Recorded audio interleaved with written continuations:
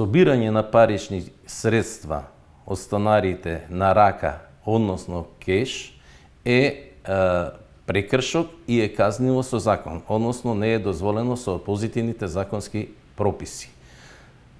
Управителите на стамбени згради, односно председателите на заедница на станари, задолжително отвараат две сметки. Една сметка за тековно и редовно одржување и втора сметка за резервен фонд.